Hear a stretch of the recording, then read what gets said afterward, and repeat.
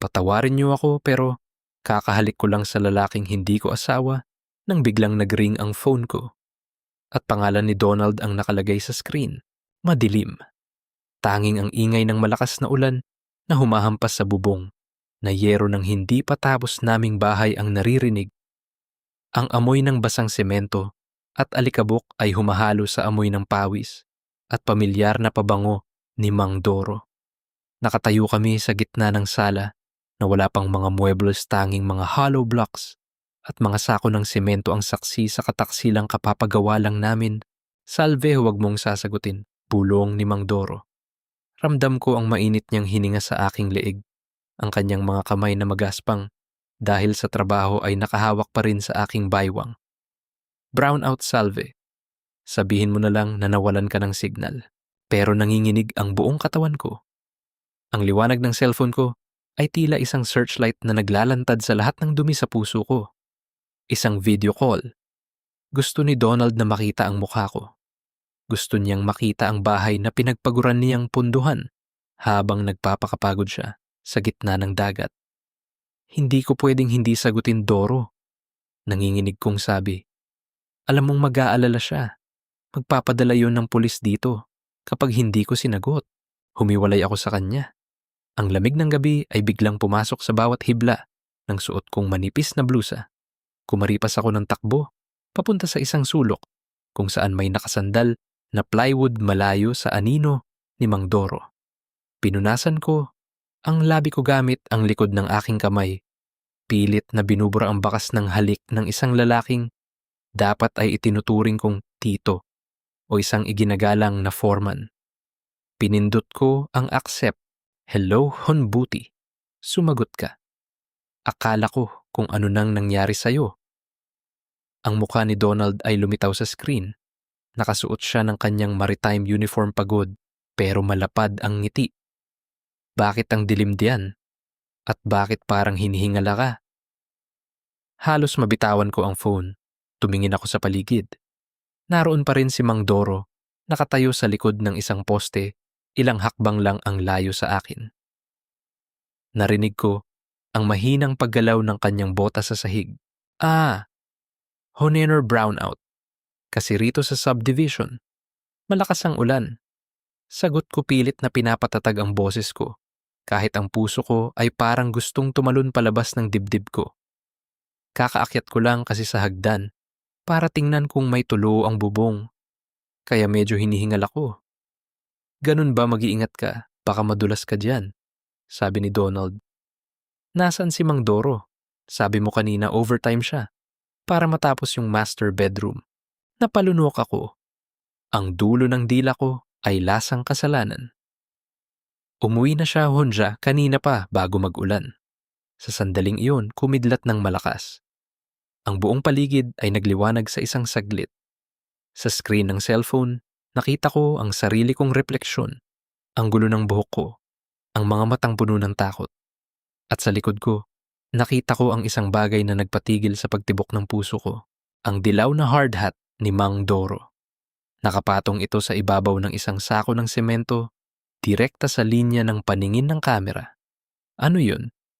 Tanong ni Donald, naniningkit ang mga mata sa screen. Parang may nakita akong gumalaw sa likod mo at may tao ba riyan, parang may narinig akong kaluskos. Wala-walahon, baka pusa lang. O yung mga plastik na tinatangay ng hangin.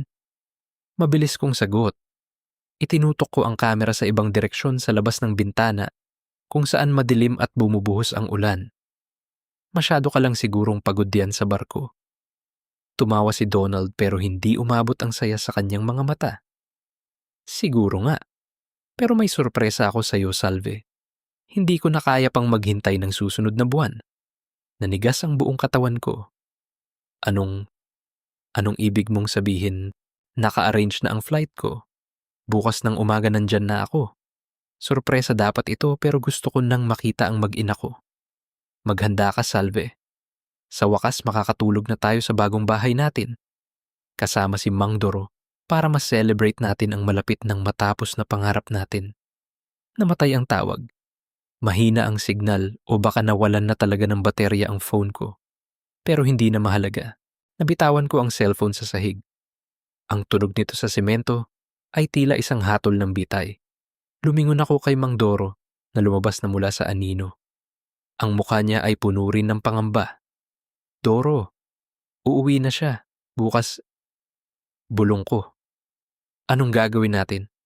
Kapag nakita niya tayo, kapag nalaman niya, huminahon ka Salvia, sabi niya.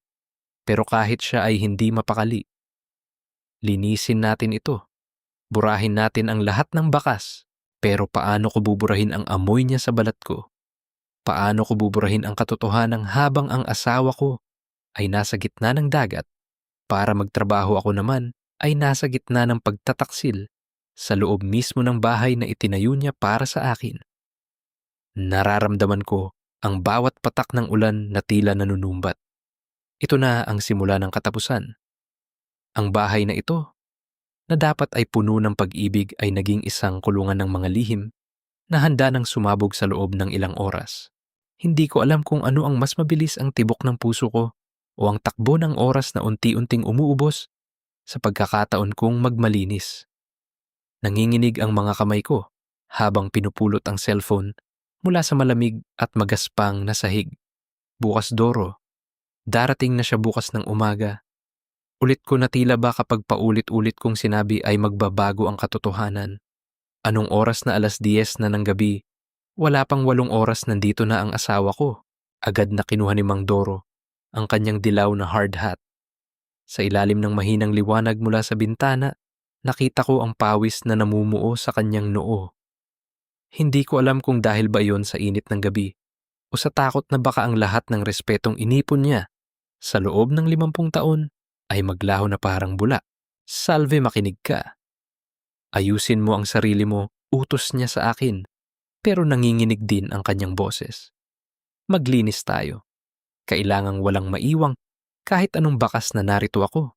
Sa loob ng bahay ng ganitong oras, nataranta ako. Kumuha ako ng basahan at mabilis na pinunasan ang mga bakas ng bota sa semento. Belen.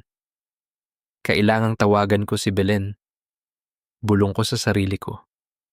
Kailangan kong malaman kung ano ang sasabihin ko kapag tinanong ako ni Donald kung bakit ako narito sa madilim na bahay. Sabihin mo. Sabihin mo na tsinek mo lang ang mga gamit dahil baka mabasa ng ulan. Mabilis na sagot ni Doro habang mabilis na inililigpit ang kanyang mga kagamitan sa kanto ng kwarto. Bilisan mo, Salve. Bago pa may makakita sa atin na lumalabas dito. Habang naglilinis, tumigil ako sa harap ng isang malaking salamin na hindi pa naikakabit sa dingding. Nakita ko ang sarili ko. Namumula ang aking mga pisngi, gulo ang damit at ang aking mga labi. Ang aking mga labi na naramdaman. Ang init ng halik ng ibang lalaki. Ilang minuto lang ang nakalipas. Nakaramdam ako ng matinding pandidiri sa sarili. Para akong isang maruming basahan na itinapon sa gitna ng magandang bahay na ito. Durumali ito. Naiiyak kong sabi. Bakit natin hinayaang umabot sa ganito? Kaibigan ka ni Donald. Pinagkatiwalaan ka niya. Tumigil si Doro sa paglalakad at lumingon sa akin. May lungkot at pagsisisi sa kanyang mga mata, pero naroon pa rin ang mapanlinlang na tamis na naging dahilan kung bakit ako nahulog sa kanya. Salve, alam mong hindi ko rin ito ginusto. Pero pareho tayong nangungulila. Pareho tayong naghahanap ng kalinga na hindi natin makuha sa iba. Pero may asawa ako. At ikaw ang foreman ng bahay na ito. Sigaw ko kahit pabulong lang para hindi marinig sa labas. Ang bawat semento, bawat pako rito galing sa pawis ni Donald. At dito pa natin siya dinaya. Tama na, Salve. Wala na tayong magagawa. Tapos na. Matigas niyang sabi. Ang mahalaga ngayon ay hindi tayo mabisto. Umuwi ka na. Maligo ka, labhan mo ang suot mong damit. Siguraduhin mong walang amoy ko ang matitira sa iyo. Lumabas kami sa likod ng bahay, doon sa daanan na hindi masyadong nakikita mula sa kalsada. Ang ulan ay tumilan na tila ba nananadya para mas maging madali kaming makita ng sino mang gising pa. Madilim ang paligid, pero sa bawat kaluskos ng dahon, parang may humuhusga sa akin. Nang makarating kami sa gate, biglang bumukas ang ilaw sa tapat ng bahay ni Aling Pacing, ang biyenan ko. Nanigas ako sa kinatatayuan ko. Nakita ko ang anino ng isang tao sa likod ng bintana. Ang matalas na mata ni Aling Pasing ay tila ba nakatitig sa amin kahit na madilim sa labas. "Salve, ikaw ba diyan?" Isang boses na matanda at puno ng hinala ang bumasag sa katahimikan ng gabi. Naramdaman ko ang paglamig ng aking sikmura. Ang boses ni Aling Pasing ay tila isang babala. "Oo po, Nanay Pasing. Ako po ito." Sagot ko pilit na pinapakalma ang aking sarili habang pilit na itinutulak si Doro sa anino ng mga puno. "Anong ginagawa mo rito sa labas ng ganitong oras? At sino ang kasama mo?" Tanong ni Aling Pasing. Nakita ko ang pagbukas ng kanilang pinto. Lumabas siya na may hawak na flashlight. Mabilis na tumakbo si Doro. Sa kabilang direksyon, pilit na umiiwas sa tama ng ilaw. Hindi ko alam kung nakita ba niya ang anino ni Doro o hindi. "Ah, si Mang Doro, punay." Mabilis kong pagsisinungaling kahit alam kong lalong delikado. "Hinuli lang po namin ang paglilinis sa mga gamit sa loob. Baka po kasi pasukin ng baha yung mga semento. Kakaalis lang po niya." Itinutok ni Aling Pasing ang flashlight sa mukha ko. Ang liwanag nito ay tila isang interogasyon. "Ganoon ba? Pero bakit parang pawis na pawis ka, Salve? At bakit may putik ang iyong mga siko?" Napatingin ako sa braso ko. Tama siya. May mga dumi ng semento at putik bakas ng sandaling ipinatong ako ni Doro sa pader kanina. "Ah, nadulas po ako kanina sa loob. Madilim po kasi." Palusot ko, habang ang puso ko ay parang gustong humiwalay sa aking dibdib. Tiningnan ako ni Aling Pasing mula ulo hanggang paa. "Mag-ingat ka, Salve. Alam mo namang darating na si Donald bukas. Ayaw nating may makita siyang hindi maganda sa loob ng bahay na pinaghirapan niya o sa asawang iniwan niya rito." Ang bawat salita niya ay tila may dobleng kahulugan. Alam ba niya? Nakita ba niya kami kanina? "Opo, Nay. Mauna na po ako," sabi ko, at mabilis na naglakad palayo. Hindi ko na nilingon si Doro. Hindi ko na nilingon ang bahay. Pagpasok ko sa aming lumang bahay, agad akong tumakbo sa banyo. Binuksan ko ang shower at hinayaan ang malamig na tubig na bumuhos sa akin. Kinuha ko ang sabon at pilit na kinuskos ang aking balat hanggang sa mamula ito. Gusto kong alisin ang lahat ang amoy ni Doro. Ang haplos niya ang kasalanang nakadikit sa akin. Pero habang nakapikit ako, ang nakikita ko lang ay ang mukha ni Donald sa screen kanina. Ang kanyang mangiti, ang kanyang tiwala. Paano ko siya titingnan sa mga mata bukas? Paano ko siya hahalikan gamit ang parehong labi na ginamit ko sa pagtataksil sa kanya? Habang nakaupo ako sa sahig ng banyo at umiiyak, narinig ko ang pagtunog ng aking cellphone mula sa kwarto. Isang mensahe mula kay Doro. "Salve, naiwan ko ang wedding ring ko sa loob ng bahay. Siguraduhin mong mahanap mo yan bago pa makapasok si Donald bukas. Kapag nakita niya yan tapos na tayong dalawa." Nanigas ako. Ang singsing ni Doro. Ang singsing na may nakaukit na pangalan ng namayapa niyang asawa. Bukas ng umaga, 7:00 darating na si Donald. At ang ebidensya ng aking kataksilan ay nasa loob ng kwartong balak niyang tulugan, kasama ako. Isang gintong singsing lang naman yun, pero para sa akin, iyon ang magsisilbing tali sa leeg ko, nahihila sa akin sa impyerno. 4:00 pa lang ng madaling araw. Madilim pa ang langit at tanging ang huni ng mga kuliglig ang sumasabay sa mabilis na paghinga ko. Balot na balot ako ng itim na jacket, pilit na itinatago ang sarili sa ilalim ng mga anino ng puno ng mangga sa tapat ng aming bakuran. Ang bawat hakbang ko sa basang damo ay tila ba naglalabas ng tunog na kasing lakas ng tambol. "Pesteng singsing yan, Doro. Bakit ngayon mo pa naiwan?" Bulong ko sa sarili ko habang nanginginig ang aking mga daliri. Kailangan kong makapasok sa loob ng bagong bahay. Doon sa master bedroom, na wala pa ring pinto sa gitna ng mga sako ng semento kung saan ko isinuko ang lahat kay Mang Doro kagabi. Kung mahahanap iyon ni Donald mamaya, pagdating niya hindi lang ang pagsasama namin ang mawawasak. Papatayin niya ako. Papatayin niya kami ni Doro. Bago ako tuluyang tumawid sa kalsada, nag-vibrate ang phone ko. Si Belen. Salve, baliw ka na ba? Tumawag ka sa akin ng 3:00 ng madaling araw para sabihing babalik ka sa construction site. Pabulong na sigaw ni Belen sa kabilang linya. Mapapahamak ka. Paano kung gising si Aling Pacing? Belen, kailangan ko itong mahanap. Ang singsing ni Doro. May engraved na pangalan ng asawa niya sa loob. Kapag nakita ni Donald, yun alam niyang hindi lang basta trabahador ang pumasok sa kwarto namin. Sagot ko, halos maiyak na ako sa takot. Diyos ko, salve.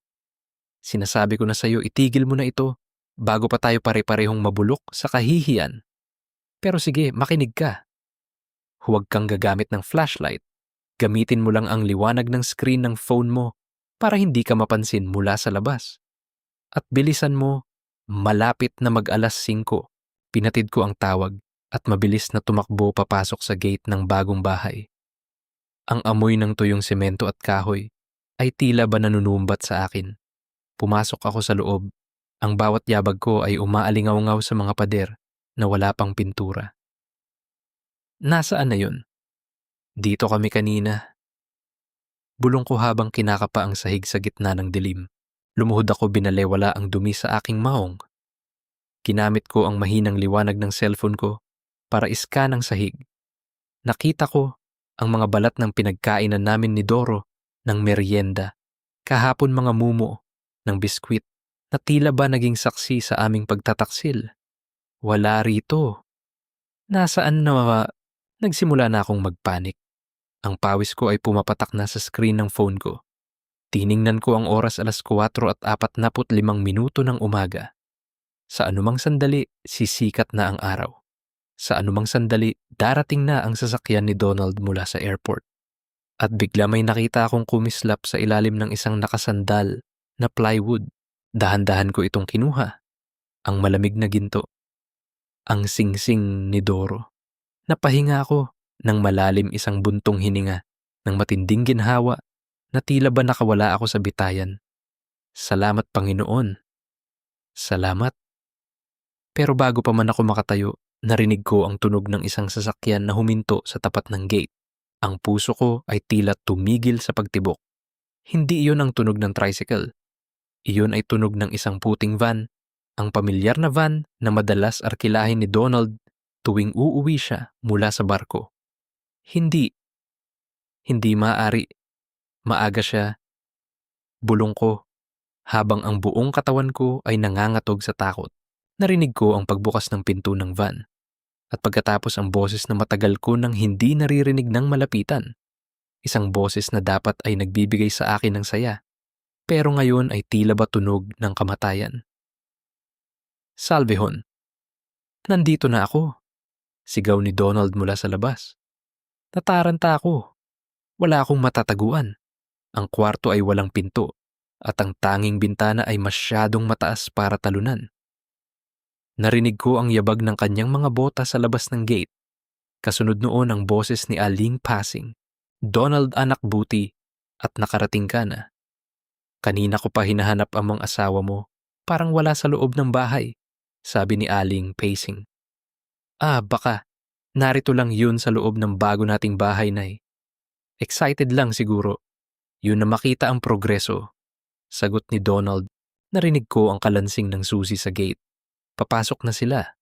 Papasok na ang asawa ko sa bahay na punong-puno pa ng amoy ng kasalanan ko. Hawak-hawak ko pa rin ang singsing ni Doro. Sa aking palad, idiniin ko ito ng husto hanggang sa bumaon sa balat ko. Diyos ko, tulungan niyo po ako. Ang tanging nasabi ko bago ko narinig ang pagbukas ng pangunahing pinto ng bahay. Salvehon, narito ka ba? Papalapit na ang boses ni Donald. Ang liwanag ng kanyang flashlight ay tumama sa pader ng kwartong kinalalagyan ko. Sumandal ako sa pader, pilit na pinipigilan ang aking paghinga. Nakita ko ang anino ni Donald na papalapit sa pintuan ng master bedroom. Sa isang segundo magkakaharap kami at makita niya ako madungis nanginginig at may hawak na ebidensya ng aking pagtataksil. Saktong paghakbang ni Donald sa loob ng kwarto, isang malakas na kalabog ang narinig mula sa kusina. Ano yon? Tanong ni Donald sabay hinto. at lingo sa direksyon ng kusina. "Baka may magnanakaw, Donald, bilisan mo," sigaw ni Aling Pasing mula sa labas. Doon ko nakita ang pagkakataon ko. Habang nakatingin si Donald sa kusina, mabilis kong isinuksok ang singsing sa loob ng aking bra at pilit na inayos ang aking buhok. Tumalon ako sa gitna ng kwarto at nagkunwaring nagugulat. "Donald Hon," sigaw ko pilit na ginagaya ang boses ng isang nasasabik na asawa. Lumingon si Donald sa akin. Ang liwanag ng flashlight niya ay tumama sa mukha ko. Nakita ko ang kanyang mga matang puno ng pagmamahal at pagkasabik. Ngumiti siya ng malapad at binitawan ang kanyang bag para yakapin ako ng mahigpit. "Surprise, Hon, na miss kita ng sobra," sabi niya habang buhat-buhat ako. Napayakap din ako sa kanya, pero ang mga mata ko ay nakatingin sa sahig sa lugar kung saan ko kinuha ang singsing ni Doro.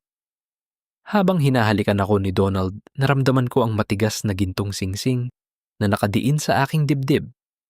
Ang hapdi nito ay tila isang paalala na ang yakap na ito ay isang malaking kasinungalingan. "Bakit ka narito sa dilim, Salve?" tanong ni Donald habang nakayakap pa rin sa akin. "At bakit parang amoy lalaki rito?" Napatigil ako. Tumingin si Donald sa paligid ng kwarto. Ang flashlight niya ay unti-unting lumilibot sa bawat sulok. Ang pinakamasakit na pagsisinungaling ay yung kailangan mong halikan ng asawa mo para lang hindi niya maamoy ang kasalanan mo sa balat mo. Nanlamig ang buong pagkatao ko nang bitawan ni Donald ang tanong na iyon. Ang kanyang ilong ay nakasubsob sa aking liig, pilit na nilalanghap ang pamilyar na amoy ng kanyang asawa. Pero sa halip na sampagita o pulbos ang nananaig sa kwartong iyon, ay ang amoy ng lalaking hapo sa trabaho, amoy ng tabako, at ang matapang na amoy ng semento na nanggagaling kay Mang Doro. I- iyon ba, Hon? Pilit kong tawa habang dahan-dahang humihiwalay sa kanyang yakap. Siyempre, construction site ito. Kakaalis lang ni Mang Doro bago ka dumating. Halos buong araw silang narito ng mga tauhan niya. Alam mo naman ang amoy ng semento at pawis kumakapit sa pader. Tumingin si Donald sa paligid. Ang kanyang flashlight ay tumigil sa isang sulok kung saan may nakakalat na piraso ng tela. "Pero bakit pati ikaw, Hon? Parang amoy foreman na rin. At bakit ang gulo ng suot mong blusa?" Bago pa ako makasagot, pumasok na si Aling Pasing sa kwarto. Ang kanyang mga mata ay parang kutsilyong humihiwa sa bawat galaw ko. "Donald, anak, pagpasensyahan mo na ang asawa mo." Sabi ko naman sa kanya, huwag na siyang masyadong magbabad dito sa loob kasama ang mga trabahador, pero masyado siyang hands-on sa pagbabantay kay Mang Doro. Ramdam ko ang panunuya sa boses ng biyenan ko. Alam niyang may mali. Alam niyang hindi lang basta pagbabantay ang ginagawa ko. Naiayos lang yun. Masipag lang talaga si Salve. Depensa ni Donald, pero bakas pa rin ang pagtataka sa kanyang mukha. "Pero Hon, magbihis ka na muna. Gusto ko sanang lumabas tayo para mag-breakfast. Celebrate natin ang pag-uwi ko." "Sige, Hon. Mauna na kayo ni nanay sa kabilang bahay. Kukunin ko lang ang bag ko sa kusina." Sabi ko pilit na itinataboy sila palabas. Nang masiguro kong nakalabas na sila ng gate, mabilis kong kinuha ang singsing ni Mang Doro mula sa loob ng aking bra. Ang ginto ay mainit dahil sa dikit ng balat ko, isang mainit na ebidensya na tila ba nanggagaling sa impyerno. Kailangan ko itong maibalik sa kanya. Ngayon din, kinuha ko ang cellphone ko at mabilis na nag-type habang nanginginig ang mga daliri. "Doro, nakuha ko na ang singsing. Narito na si Donald. Huwag kang magpapakita rito hanggat hindi ko sinasabi. Baka mahalata niya tayo." Wala pang isang minuto nag-reply siya. "Hindi pwedeng, Salve. Kailangan kong bumalik dyan mamayang 8:00. May usapan kami ni Donald na itutuloy ang pagkakabit ng mga bintana. Kung hindi ako sisipot, lalong magtataka yun." Napasandal ako sa pader. Ang bawat plano namin ay parang isang baraha na unti-unting bumabagsak. Kung darating si Mang Doro, mamaya kailangang magpanggap kaming dalawa na parang walang nangyari. Pero paano ko titingnan si Mang Doro sa harap ng asawa ko nang hindi nanginginig ang aking mga tuhod? Salve, ano pang ginagawa mo diyan? Sigaw ni Donald mula sa kalsada. Pababa na hon, sagot ko. Isinilid ko ang singsing sa pinakamailalim na bulsa ng aking bag. Pagdating namin sa isang maliit na kainan sa bayan, hindi ako makakain ng maayos. Ang bawat subo ko ay parang may nakabara sa aking lalamunan. Si Donald ay masayang nagkukwento tungkol sa kanyang buhay sa barko, tungkol sa mga regalong dala niya para sa akin at kay Junjun. Hon, alam mo ba sa bawat gabi na nasa dagat ako, ang iniisip ko lang ay itong bahay natin. Sabi ko, kahit gaano kahirap ang trabaho, basta pag-uwi ko maayos ang pamilya ko. Sabi ni Donald habang hinahawakan ang kamay ko. Salamat sa pagiging tapat, Salve. Alam kong mahirap ang mag-isa, pero laking pasasalamat ko na ikaw ang naging asawa ko. Gusto kong umiyak. Gusto kong sumigaw at sabihin sa kanya na hindi ako karapat-dapat sa mga salitang iyon. Ang bawat papuri niya ay tila isang sampal sa aking mukha. Bakit ka umiiyak, Hon? Tanong niya puno ng pag-aalala. Wala. Masaya lang ako na nandito ka na. Pagsisinungaling ko. Muli, eksaktong 8:00 nang bumalik kami sa construction site. At doon nakatayo na sa harap ng gate si Mang Doro. Nakasuot siya ng malinis na t-shirt, pero ang kanyang mga mata ay agad na humanap sa akin. Isang mabilis at nakakatakot na palitan ng tingin. Donald, welcome back, kabayan. Bati ni Mang Doro na tila ba walang bahid ng dumi ang konsensya. Lumapit siya at nakipagkamay kay Donald. Ang kamay na ginamit niya para haplusin ako kagabi ay hawak na ngayon ang kamay ng asawa ko. Salamat, Mang Doro. Sabi ko sa iyo, malaki ang tiwala ko sa inyo. Kaya kayo ang kinuha kong foreman, sagot ni Donald. Habang nag-uusap sila, tumalikod ako para kumuha ng tubig. Pero naramdaman ko ang paglapit ni Aling Pacing sa tabi ko. Salve! Bulong niya sapat lang para ako lang ang makarinig. Napansin mo ba? Ang singsing ni Mang Doro na lagi niyang suot. Bakit parang nawawala sa daliri niya ngayon? Halos mabitawan ko ang basong hawak ko. Lumingon ako kay Mang Doro at nakita ko ang kanyang kamay. Tama si Aling Pacing. Ang maputlang marka sa kanyang daliri kung saan dapat naroon ng singsing ay kitang-kita sa ilalim ng sikat ng araw. At ang singsing na iyon ay nasa loob ng bag na hawak ko ngayon. Baka naiwan niya sa bahay nila. Naisabi ko pilit na pinapatatag ang boses. Sana nga, sagot ni Aling Pacing bago siya naglakad palapit kay Donald. Sana nga ay sa bahay lang niya naiwan at hindi sa loob ng kwarto niyo. Nanigas ako. Alam na niya. Hindi ko alam kung paano, pero alam na ng biyenan ko ang totoo. At alam kong hinihintay lang niya ang tamang pagkakataon para pasabugin ang lahat sa harap ni Donald. Ang hawak kong ebidensya sa loob ng bag ko ay parang isang mainit na uling. Kailangan ko itong maibalik kay Doro bago pa nito sunugin ang buong buhay ko. Naglalakad kami sa loob ng hindi pa tapos na master bedroom. Naririnig ko ang bawat yabag ng bota ni Donald sa semento at sa bawat tunog nito lalong bumibigat ang timbang ng singsing ni Doro sa loob ng bag ko. Ang bawat sulok ng kwartong ito ay may alaala ng kagabi, ang amoy ang init at ang mga bulong na hindi dapat narinig ng sinuman. Maganda ang kinalabasan ng pagkakatile mo rito, Mang Doro. Puri ni Donald habang tinatapik ang balikat ng foreman. Sabi ko na nga ba, hindi mo ako bibiguin. Alam mo naman para sa akin, ikaw ay parang tatay na rin. Malaki ang tiwala ko sa iyo. Nakita ko ang paninigas ng panga ni Doro. Umiwas siya ng tingin at tumingin sa mga tile. Salamat, Donald. Ginagawa ko lang ang trabaho ko. Ayokong mapahiya sa iyo. Pero Mang Doro, biglang singit ni Aling Pacing na nakasandal sa hamba ng pinto. Parang may kulang sa iyo ngayon. Nasaan na yung gintong singsing na lagi mong ipinagmamalaki, yung sabi mo ay huling alaala pa ng namayapa mong asawa. Tila ba tumigil ang mundo sa loob ng kwarto? Napatingin si Donald sa kamay ni Doro. Oo nga no, Mang Doro. Ngayon ko lang din napansin. Hindi ba't sabi mo, hindi mo yun hinuhubad dahil iyon ang swerte mo sa bawat kontrata? Napakamot sa ulo si Doro, pilit na nag-iisip ng palusot. Donald, naiwan ko yata sa lababo kaninang madaling araw bago ako pumunta rito. Naliligo ako, nahubad ko siguro, para hindi mapasukan ng sabon. Sigurado ka bang sa lababo mo lang naiwan? Tanong ni Aling Pacing, ang kanyang boses ay puno ng mali siya. Tumingin siya sa akin. O baka na naman sa sobrang pagod niyo ni Salve kagabi sa paglilinis dito kung saan-saan mo na nailapag. Nay, ano bang pinagsasabi mo? Saway ni Donald. Pero nakita ko ang bahagyang pagkunot ng kanyang noo. Natural lang na mawala ang gamit kong minsan. Kukuha lang ako ng merienda niyo. Mabilis kong sabi. Honmang Doro, doon muna kayo sa veranda. Doon mas presko ang hangin. Tumalikod ako at halos tumakbo papunta sa kusina. Nanginginig ang mga kamay ko habang nagtitimpla ng kape.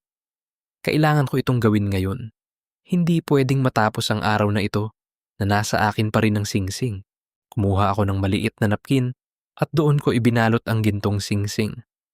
Isinilid ko ito sa ilalim ng platito ng kape na nakalaan para kay Doro. Pagbalik ko sa veranda, nakita ko silang tatlo na seryosong nag-uusap tungkol sa budget ng pintura. Heto na ang kape nyo, sabi ko. Maingat kong inilapag ang tasa sa harap ni Donald at pagkatapos ay kay Doro. Binigyan ko siya ng isang makahulugang tingin. Isang tingin na punong-puno ng babala. Napansin ni Doro ang bahagyang pag-angat ng platito. Alam na niya. Ramdam ko ang tensyon sa hangin habang dahan-dahan niyang iniaabot ang kanyang kamay sa tasa. Pero bago pa man niya mahawakan ang platito, biglang tumunog ang cellphone ni Donald. Wait lang, tumatawag ang agency ko, sabi ni Donald at tumayo. Pero sa pagtayo niya, bahagya niyang nasagi ang mesa. Clink. Ang tasa ng kape ni Doro ay gumalaw at ang platito ay halos matapon. Nakita ko ang gilid ng napkin na nakasingit sa ilalim. Ay maingat, sigaw ni Aling Pacing. Mabilis siyang lumapit para sana ayusin ang tasa. Salve, bakit ba kasi ang dulas ng mga platitong kinuha mo? Hayaan mo na ako na ang mag-aayos. Nay, ako na mabilis kong agaw pero huli na.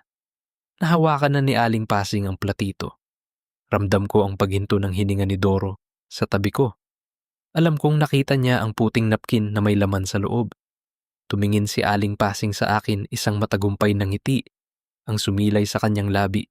Ano itong nakasingit dito?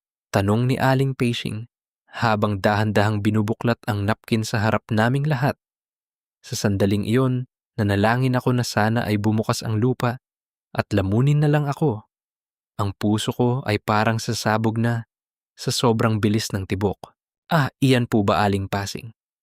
Mabilis na singit ni Doro. Tumayo siya at pilit na kinuha ang napkin mula sa kamay ng matanda. Iyan po yung listahan ng mga dagdag na materyales na ibinigay ko kay Salvi kagabi. Sabi ko sa kanya, itago niya dahil baka mawala ko. Listahan? Tanong ni Aling, pahing naniningkit ang mga mata. Parang may matigas na bagay sa loob, Mang Doro. Tornilyo lang po yan, Nay. Sample ng gagamitin sa bintana. Dagdag ko kahit alam kong hindi ka panipaniwala. Bago pa man makapagsalita si Aling Pacing, bumalik na si Donald mula sa tawag. Hon, kailangan kong pumunta sa agency ngayon din. May problema sa mga papeles ko. Mang Doro, pasensya, na kailangan kong iwanan muna kayo rito. Sasamahan na kita, Donald. Mabilis kong sabi. Kailangan ko rin bumili ng mga gamit sa palengke. Sige, tara na, sagot ni Donald. Sa isang mabilis na pagkakataon habang abala si Donald sa pagkuha ng kanyang susi, mabilis na isinuksok ni Doro ang napkin sa kanyang bulsa. Tumingin siya sa akin, pawis na pawis, at kitang-kita ang takot sa kanyang mga mata. Nakaalis kami ni Donald pero hindi ako mapalagay. Sa bawat tingin ko sa rear view mirror ng tricycle, tila ba nakita ko pa rin ang mukha ni Aling Pacing na nakatayo sa tapat ng bahay pinapanood ang aming pag-alis. Hon, okay ka lang? Tanong ni Donald habang nakahawak sa hita ko. Parang ang lamig ng kamay mo. Okay lang ako, Hon. Napagod lang siguro sa pag-aayos ng bahay. Sagot ko. Pero ang totoo, hindi ako okay. Dahil alam kong Kahit na ibalik na ang singsing, hindi pa tapos si Aling Pasing. At mas malala habang wala kami ni Donald sa bahay, mag-isa si Mang Doro roon. Kasama ang aking biyena na handang gawin ang lahat para mahanap ang katotohanan. Pagdating namin sa agency, habang naghihintay ako sa labas, nakatanggap ako ng tawag mula kay Belen. Salvi, narinig ko ang balita nandyan, na si Donald. Hingal na sabi ni Belen. Pero makinig ka. Nakita ko si Aling Pasing kanina sa tapat ng simbahan. May kausap siyang lalaking hindi ko kilala at parang may ipinapakita siyang litrato sa cellphone niya. Anong litrato? Tanong ko. Hindi ko sigurado. Pero Salve, mag-ingat ka. Sabi ng kapitbahay niyo pumasok daw si Aling Pasing sa kwarto niyo ni Donald habang wala kayo kanina. Nanlamig ako. Wala kaming iniwan na ebidensya roon. O baka meron. Doon ko naalala. Ang basurahan sa tabi ng kama. Hindi ko pa ito na itatapon mula kagabi. At sa loob niyon, naroon ang mga tissue na ginamit namin ni Doro. Nakalimutan ko ang pinakaimportanting bagay, ang basurahan sa tabi ng kama, kung saan namin iniwan ang lahat ng ebidensya ng aming pagtataksil. Narito ako sa loob ng opisina ng agency ni Donald, malamig ang aircon, pero tumatagaktak ang pawis ko sa noo.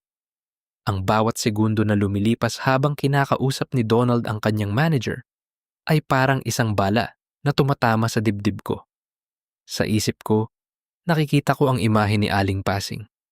Nakikita ko siyang pumasok sa master bedroom. Nakikita ko ang kanyang tuyot at matalas na mga kamay na dahan-dahang kinakalkal ang basurahan sa gilid ng kama. Hon, are you okay? Bakit namumutla ka? Tanong ni Donald sabay hawak sa balikat ko. Napatalon ako sa gulat. Hon, parang sumasakit ang tiyan ko. Pagsisinungaling ko, ang tanging paraan na alam ko para makaalis. Baka dahil sa kinain nating breakfast kanina, kailangan ko nang umuwi. Ngayon, na malapit na tayong matapos dito, pirmahan na lang ito. Sagot ni Donald puno ng pag-aalala. Gusto mo bang dalhin kita sa klinik? Hindi na ibigay mo na lang sa akin ang susi ng motor ako, na lang ang mauunang umuwi. Mag-grab ka na lang o mag-tricycle ka pagkatapos mo rito. Mabilis kong sabi. Halos agawin ko ang susi sa kamay niya. Sige. Mag-ingat ka, Salve. Tawagan mo ako agad pagdating mo sa bahay, sigaw ni Donald habang patakbo akong lumabas ng opisina. Sa biyahe pa uwi, tila ba hindi gumagalaw ang kalsada. Bawat stoplight ay naging kalaban ko. Diyos ko, huwag po sana. Huwag niyo po sanang hayaang makita iyon ni Nanay Pasing. Dasal ko, kahit alam kong wala akong karapatang humiling ng tulong sa langit matapos ang ginawa ko. Pagdating ko sa tapat ng bagong bahay, agad kong nakita ang tsinelas ni Aling Pasing sa tapat ng pinto. Bukas ang gate. Bukas ang pangunahing pinto. Pumasok ako sa loob, nanginginig ang aking mga binti. Tumakbo ako paakyat sa master bedroom. At doon nanigas ako sa aking kinatatayuan. Nakatayo si Aling Pasing sa gitna ng kwarto. Hawak niya ang isang plastic bag, ang basurahan sa tabi ng kama. At sa loob niyon kitang-kita ang mga puting tissue na may bahid ng kasalanan. Salve, ang bilis mo yata? Tanong ni Aling Pasing dahan-dahang lumingon sa akin. Ang kanyang mga mata ay walang emosyon, pero ang ngiti sa kanyang labi ay sapat na para mamatay ako sa takot. Nay, bakit po kayo naglilinis dito? Sabi ko naman po sa inyo, ako na ang bahala rito. Sabi ko pilit na inaabot ang plastic bag. Akin na po, yan itatapon ko na sa labas. Umiwas si Aling Pasing. Huwag na, Salve. Masipag naman ako. At saka parang may nakita akong kakaiba rito sa loob. Hindi ba't sabi mo ikaw lang? At si Mang Doro ang naglilinis dito kagabi? Oo po, Nay. Bakit po? Inilabas ni Aling Pasing ang isang piraso ng tissue mula sa bag. Bakit parang amoy ng pabango mo ang narito sa tissue na ito? At bakit may bahid ito ng lipstick na kapareho ng kulay na suot mo kagabi? Napalunok ako. Wala akong maisagot. Ang bawat salita ay nakabara sa aking lalamunan. At ito, ano ito? Itinuro ni Aling Patsing ang isang maliit na butones na nakita niya sa ilalim ng kama. Hindi ba't ito ang butones ng polo ni Mang Doro na suot niya kahapon? Paano ito napunta sa ilalim ng kama niyo ni Donald? Nay baka po, nalaglag lang yan habang nagkakabit sila ng headboard. Pilit kong depensa, kahit ang boses ko ay halos maglaho na sa ilalim ng kama, Salvi. Habang madilim at brown out. Lumapit sa akin si Aling Pasing. Ang kanyang mukha ay ilang pulgada na lang ang layo sa akin. Huwag mo akong ituring na tanga.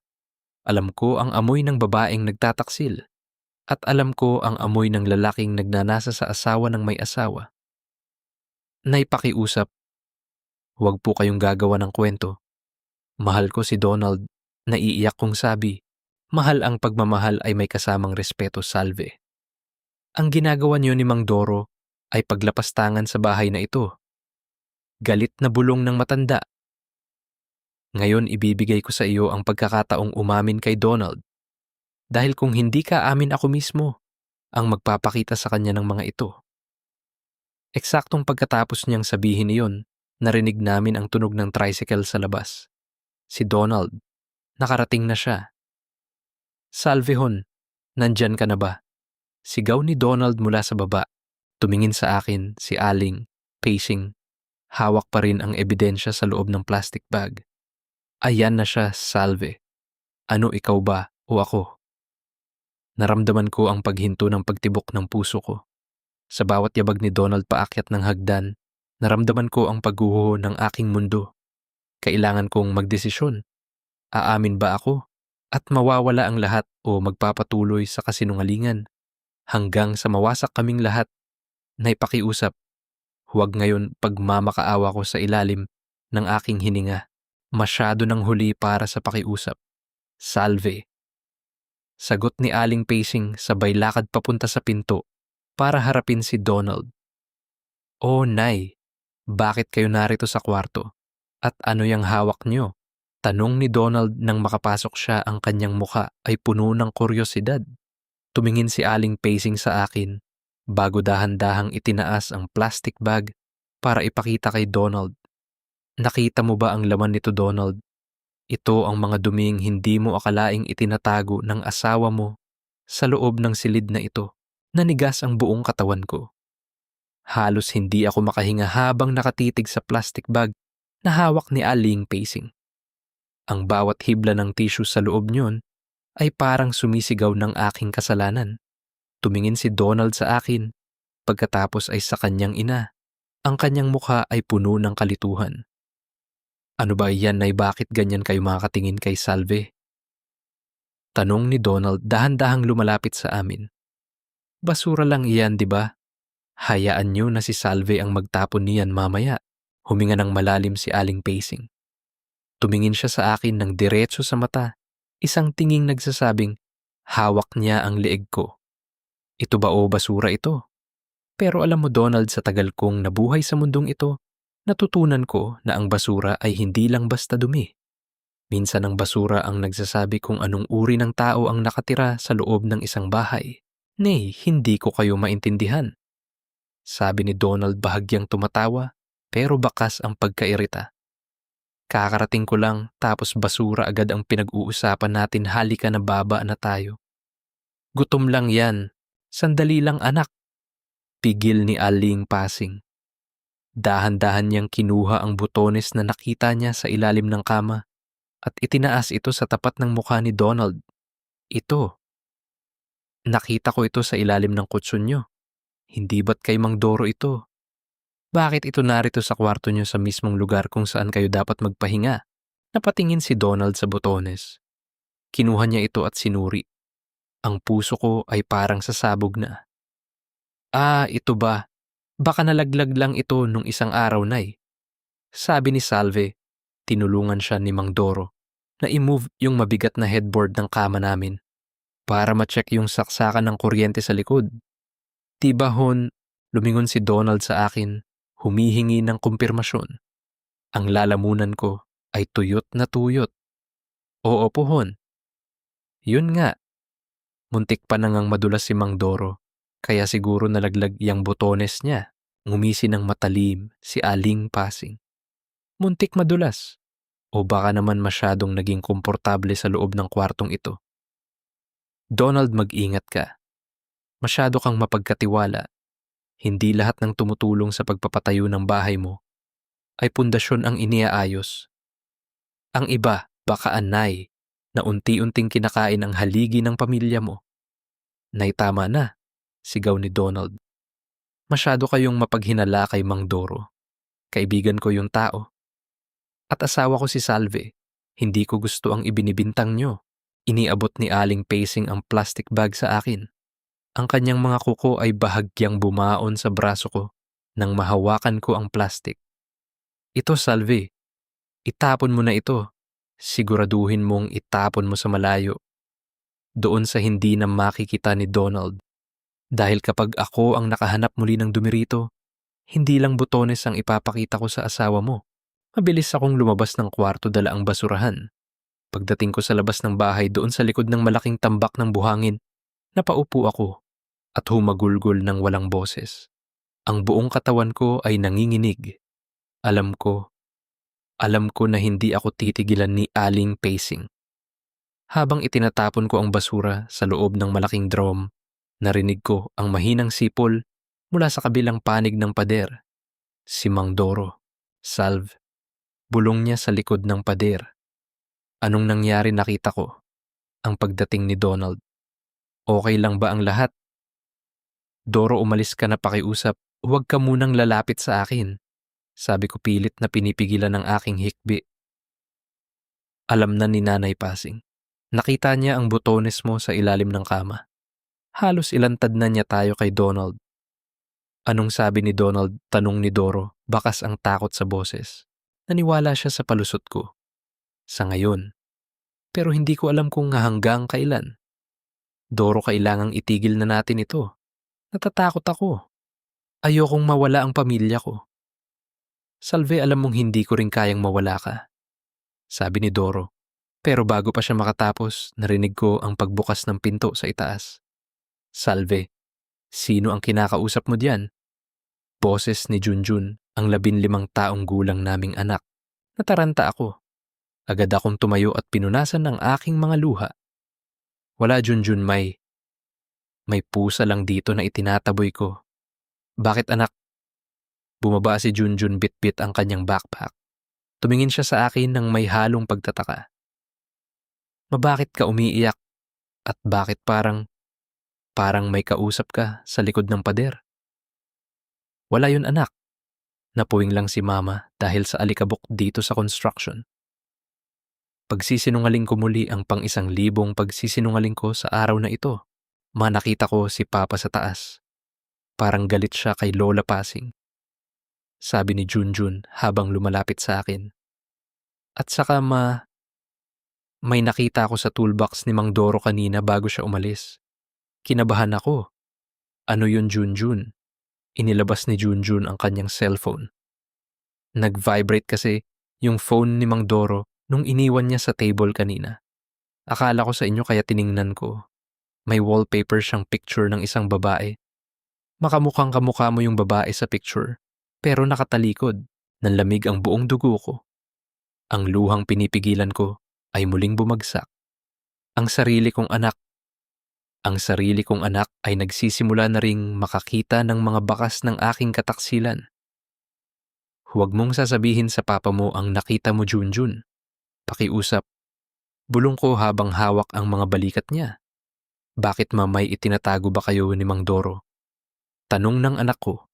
Ang kanyang mga mata na dati ay puno ng paghanga sa akin ay dahan-dahang napapalitan ng hinala. Sa sandaling iyon naramdaman ko na hindi lang si Aling Pasing ang kalaban ko. Ang sarili kong anak ay unti-unti nang nagiging saksi sa aking pagkakasala. At ang mas malala, nakita ko si Donald na nakatayo sa balkonahe, nakatingin sa aming dalawa ni Junjun. Sa ibaba ang kanyang mukha ay hindi na kasing saya ng kanina. Ang pinakamabigat na kasalanan ay hindi ang pagtataksil sa asawa, kundi ang gawing katuwang sa pagsisinungaling ang sarili mong anak. Nanginginig ang mga kamay ko habang nakahawak sa balikat ni Junjun. Nakita ko ang pagkalito at takot sa kanyang mga mata Mga matang dati ay puno ng paghanga sa akin, pero ngayon ay tila may nabubuo ng lamat. Ang katahimikan sa pagitan naming mag-ina ay binasag ng mabibigat na yabag ni Donald pababa ng hagdan. Anong meron? Bakit parang seryoso ang usapan niyo rito sa gitna ng construction? Tanong ni Donald.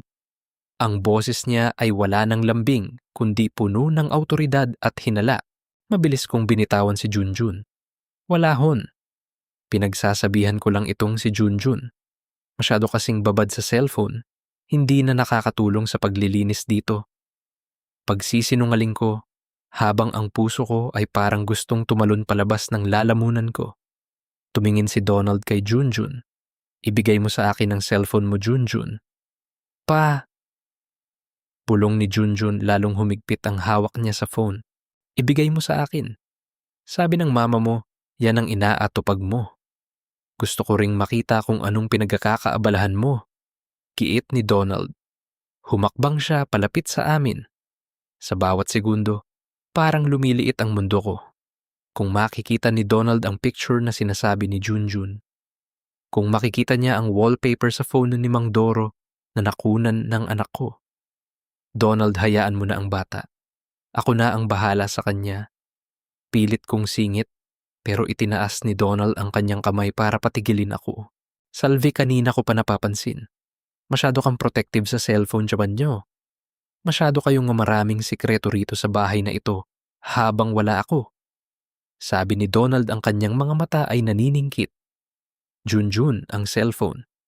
Ngayon din, dahan-dahang iniabot ni Junjun ang phone. Pero bago pa man ito mahawakan ni Donald, narinig namin ang malakas na busina ng motor sa labas ng gate. Si Mang Doro. Huminto siya hingal at pawis na pawis. Sir Donald, Ma'am Salve. Sigaw ni Mang Doro habang tumatakbo papasok. Pasensya na po, nakalimutan ko po ang cellphone ko rito kanina. Importante lang po may tatawag na supplier para sa mga bintana. Napahinto si Donald. Tumingin siya kay Mang Doro. Pagkatapos ay kay Junjun na hawak-hawak pa rin ang phone. Ito ba ang phone na sinasabi mo, Junjun, kay Mang Doro? Ito.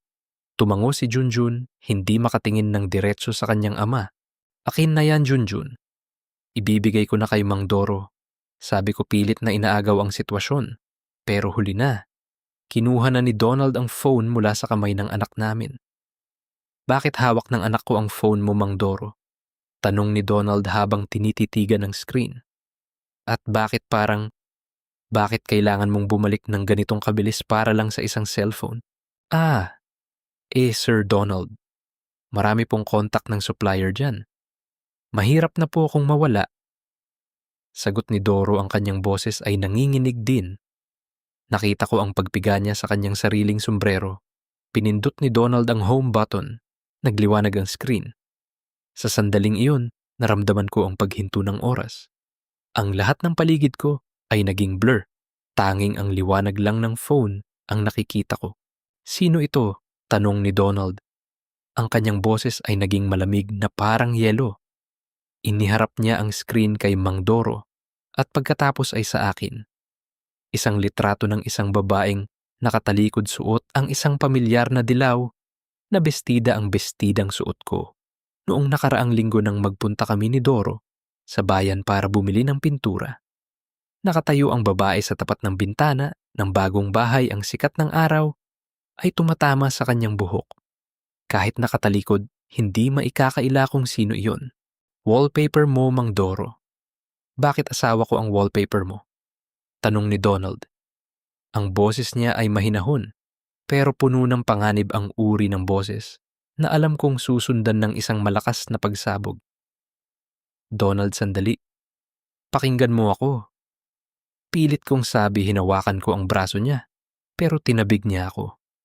Sir, hindi po. Hindi po yan si Ma'am Salve. Sample lang po yan ng kinalabasan ng bintana. Nagkataon lang po na may dumaan na babae. Desperadong palusot ni Doro. Tumawa ng mapait si Donald. Sample sa loob ng 10 taon na pagsasama namin. Kahit likod lang ng asawa ko, kilalang kilala ko. Mang Doro, ituring kitang tatay. Pinagkatiwalaan kita sa asawa ko at sa bahay ko. Donald, please. Nagkakamali ka. Pagmamakaawa ko, lumuhod na ako sa harap niya. Wala kaming ginagawang masama. Wala, tumingin si Donald kay Junjun. Junjun, sabihin mo sa akin ang totoo. May nakikita ka ba na hindi ko alam? Noong wala ako rito, anong nangyayari sa pagitan ng mama mo at ni Mang Doro? Napatingin sa akin si Junjun. Ang mga luha ay nagsisimula ng pumatak sa kanyang mga pisngi. Ang bigat ng desisyon ay nasa balikat ng isang 15 taong gulang na bata. Nakita ko po sila sa loob ng master bedroom noong isang gabi. Nanigas ako. Ang bawat salita ni Junjun ay parang isang pako na ibinabaon sa krus ko. Ano? Bulong ni Donald.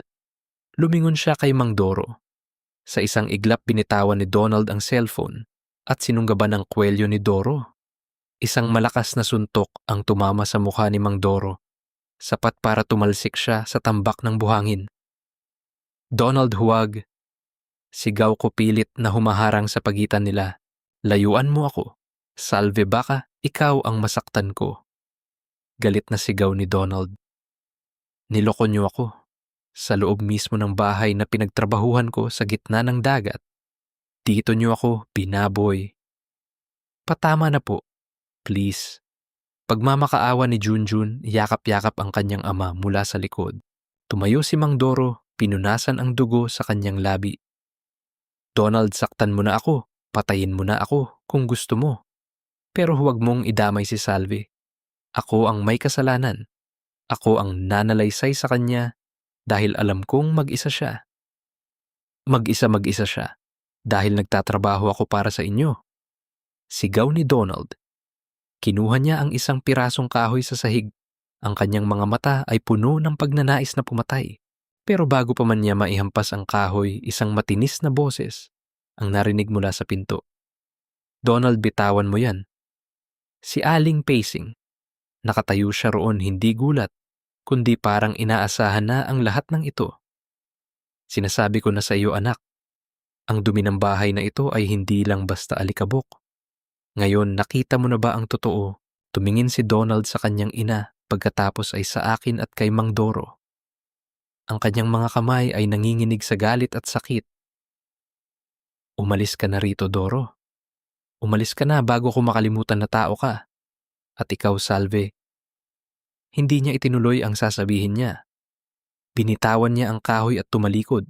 Pumasok siya sa loob ng bahay at narinig namin ang malakas na pagbagsak ng pinto. Naiwan kami sa labas, ako si Junjun, na umiiyak si Mang Doro, na bugbog ang mukha, at si Aliking Pating na nakatingin sa amin nang may matagumpay na ngiti.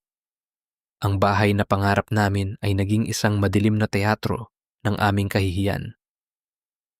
Sa bawat hikbi ng anak ko, parang may kung anong kutsilyo na humahati sa puso ko. At alam kong ako mismo ang naghasasa ng kutsilyong iyon. Umalis si Mang Doro. Sugatan ng mukha, pilay ang lakad at bitbit ang kahihiyang habang buhay na didikit sa kanyang pangalan.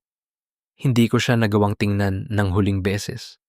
Wala na akong karapatang mag-alala sa kanya dahil ang tanging lalaking dapat kong pinoprotektahan ay kasalukuyang nakakulong sa loob ng kwarto namin, ang kwartong binuo niya sa pangarap. Pero winasak ko sa isang iglap. Ma! Bakit? Tanong ni Junjun habang nakaupo sa hagdan, nakasubsob ang mukha sa kanyang mga tuhod. Bakit si Mang Doro? Pakaibigan siya ni Papa.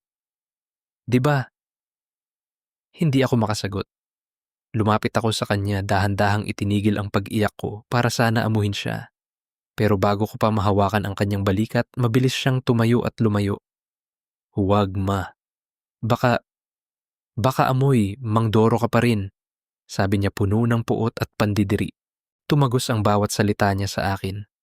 Ang sarili kong dugo at laman ay diring-diri sa akin. Ito na ang pinakamasakit na parusa, mas masakit pa sa anumang suntok o sampal. Junjun, anak, makinig ka. Pabulong kong sabi, pero tumakbo na siya palabas ng bahay. Marahil ay pupunta sa kanyang kaibigan para takasan ang impyernong kinalalagyan namin. Naiwan ako sa sala, kasama si Aling Pasing. Nakatayo siya, malapit sa bintana tahimik, na pinapanood ang bawat pagbagsak ng aking balikat. Masaya ka na ba? Nay, ito ba ang gusto mong mangyari? Galit kong tanong sa kanya. Ako pa ang may kasalanan, Salve? Mahinahong sagot ng matanda habang naglalakad palapit sa akin. Hindi ko winasak ang pamilya mo. Ikaw ang gumawa niyan noong unang beses mong pinatuloy si Doro sa higaan niyo. Ginawa ko lang ang nararapat. Ang dumi ay dapat nililinis, hindi itinatago sa ilalim ng rug. Hindi ko siya sinagot. Dumiretso ako sa tapat ng pinto ng master bedroom. Kumatok ako ng mahina, nanginginig ang aking boses. Donald.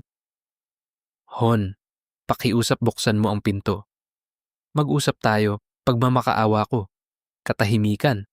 Pagkatapos ng ilang sandali, narinig ko ang kalabog ng mga gamit sa loob. Parang may itinatapon, parang may winawasak. Donald, huwag mong saktan ang sarili mo. Sigaw ko pilit na binubuksan ng doorknob pero nakalock ito. Layuan mo ako, Salve. Sigaw ni Donald mula sa loob. Ang boses niya ay basag puno ng luhang pilit niyang itinatago. Ang bawat sentimo na ipinadala ko rito, bawat oras na tiniis ko sa gitna ng bagyo sa dagat, para lang palatustusan ang pakikipaglandian mo. Ganito ba kababa ang tingin mo sa akin? Hindi, Hon. Nagkamali ako. Isang malaking pagkakamali lang yon. Pagkakamali. Ang pagkakamali ay nangyayari ng isang beses, Salve. Pero ang wallpaper, ang butones, ang tissue. Ilang buwan nyo na akong ginagawang tanga. Habang nagpapakapagod ako sa barko, nagpapakasarap kayo rito sa bahay, na ako ang nagbayad. Napasandal ako sa pinto, dahan-dahang napaupo sa sahig. Wala kaming ginawang masama noong una. Nagsimula lang sa kwentuhan, hanggang sa nakalimutan mo na may asawa ka. Putol ni Donald. Biglang bumukas ang pinto. Lumabas si Donald, dala ang isang malaking itim na bag. Ang kanyang mga mata ay mapulang-mapula, puno ng galit at matinding pait. Hon, saan ka pupunta? Tanong ko, habang pilit na humahawak sa kanyang binti. Hindi ko kayang manatili sa bahay na ito. Sabi ni Donald, tinabig niya ang kamay ko. Ang bawat pader dito, ang bawat sulok, naaalala ko lang ang dominyo ni Doro. Ibenta mo na itong bahay na ito, Salve. O sunugin mo kung gusto mo. Wala na akong pakialam. Donald, huwag, paano si Junjun? Si Junjun, kukunin ko siya. Hindi ko hahayaang lumaki ang anak ko sa piling ng isang inang walang delikadesa. Matigas niyang sabi. Donald, anak, tawag ni Aling Pasing. Nay, sumama na kayo sa akin. Ayoko nang makita ang mukha ng babaeng ito. Sabi ni Donald kay Aling Pasing. Kinuha ni Donald ang kanyang mga gamit. Hindi na siya lumingon. Hindi na siya nakinig sa aking mga pagsusumamo. Lumabas siya ng gate at nakita ko si Junjun na naghihintay sa labas agad, na sumunod sa kanyang ama nang walang lingon likod. Naiwan akong mag-isa sa gitna ng malaki at magandang bahay. Ang bahay na pangarap namin ngayon ay isa ng malaki at malamig na libingan ng aking dignidad. Habang nakatitig ako sa bintana, nakita ko ang isang huling bagay na nagpaguho sa akin. Ang cellphone ni Donald na iniwan niya sa mesa. May isang mensahe na pumasok mula kay Mang Doro. Salve, pasensya na. Hindi ko kayang harapin ang lahat ng ito. Aalis na ako ng bayan. Huwag mo na akong hahanapin. Iniwan na ako ng lahat. Ang asawa ko, ang anak ko, at maging ang lalaking naging dahilan kung bakit ko itinaya ang lahat. Napatingin ako sa paligid. Ang bahay ay puno ng mga materyales na hindi pa naikakabit. Mga sako ng semento, mga lata ng pintura, mga kahoy. Ngayon ko lang napagtanto ang bahay na ito ay hindi kailanman matatapos dahil ang pundasyon nito, ang pagtitiwala, ay nadurog na ng tuluyan. Sa gitna ng katahimikan, narinig ko ang muling pagtunog ng aking cellphone. Isang unknown number. Hello! Sagot ko pilit na pinapatatag ang boses. Ma'am Salve. Si Belen ito. Mag-ingat ka. May mga tao rito sa kanto, mga tauhan ni Mang Doro. Parang balak nilang sumugod dyan sa bahay niyo. Galit na galit sila dahil nabugbog ang amo nila at sinisisi ka nila. Hindi pa natatapos ang parusa ko. Habang nawawala ang pamilya ko, ang gulo ay papasok na naman sa pintuan ko. Nasaan na ang tapang mo? Salve, di ba nakuha mo pang makipaghalikan habang wala ang asawa mo? Pero bakit nanginginig ka ngayon sa takot sa gitna ng dilim? Naiwan akong mag-isa sa gitna ng sala. Ang tanging liwanag ay nanggagaling sa screen ng cellphone ko na kanina pa nagba-vibrate sa tawag ni Belen. Ang bawat sulok ng bahay na ito ay tila may boses na bumubulong ng aking mga kasalanan. Ang amoy ng semento, ang mga hindi pa nakakabit na bintana, lahat ay nagpapaalala sa akin kay Doro at sa katotohanang winasak ko. Ang lahat para sa isang lalaking iniwan din ako sa huli. Salve, sagutin mo ang tawag. Ano ba boses ni Belen sa kabilang linya nang sa wakas ay mapindot ko ang answer. Belen, wala na sila. Iniwan na ako nun ni Donald. Isinama niya si Junjun. Pulong ko, halos hindi ko na makilala ang sarili kong boses. Dahil sa sobrang panghihina, hindi yan ang mahalaga ngayon. Salve, makinig ka sa akin, narinig ko ang mga tauhan ni Mang Doro sa kanto. Galit na galit sila. Sinisisi ka nila kung bakit nabugbog ang amo nila at kung bakit nasira ang reputasyon ni Mang Doro bilang iginagalang na foreman dito sa atin. Sigaw ni Belen. Umalis ka na riyan, baka kung ano ang gawin nila sa iyo. Hayaan mo sila, Belen. Wala na akong pakialam kung anong mangyari sa akin. Sagot ko habang nakatingin sa kisame na wala pang pintura.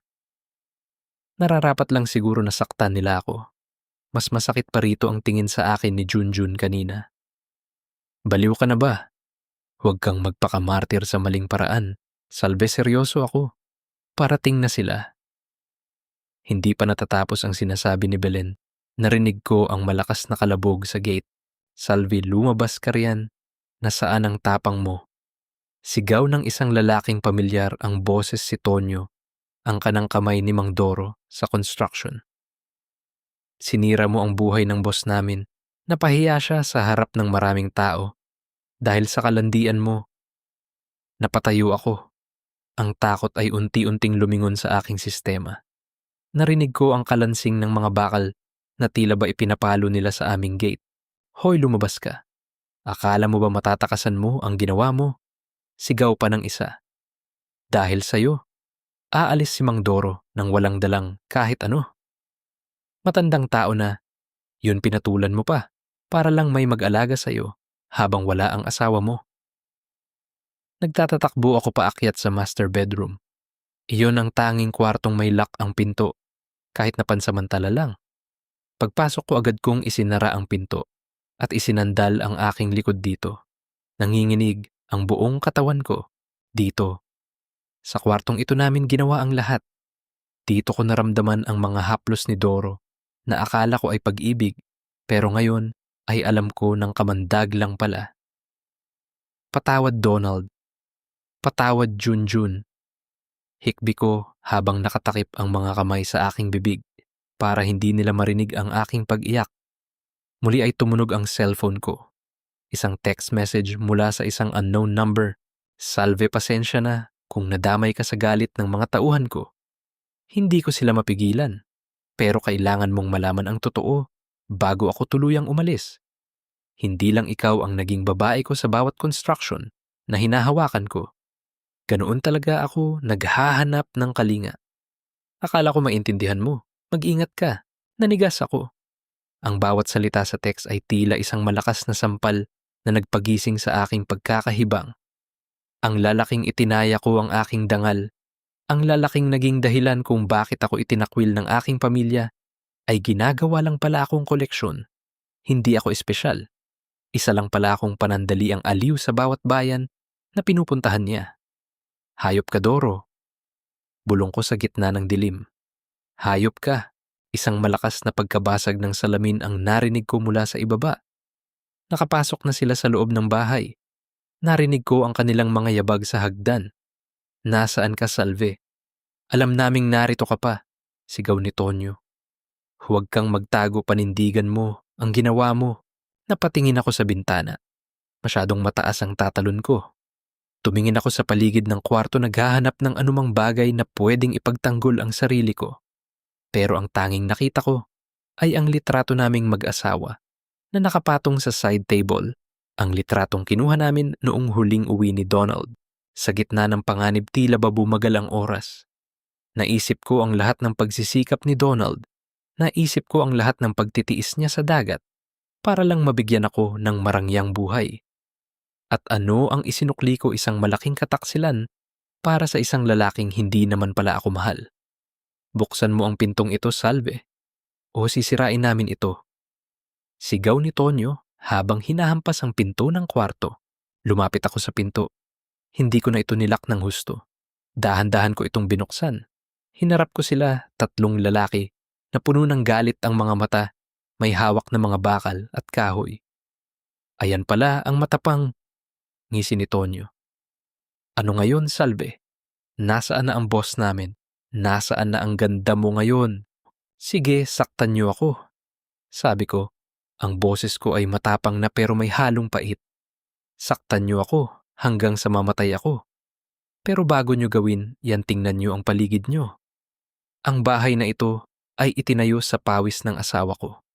At ang boss niyo ay isang manloloko. Hindi lang ako ang biktima niya, kundi pati kayo na naniwala sa kanya.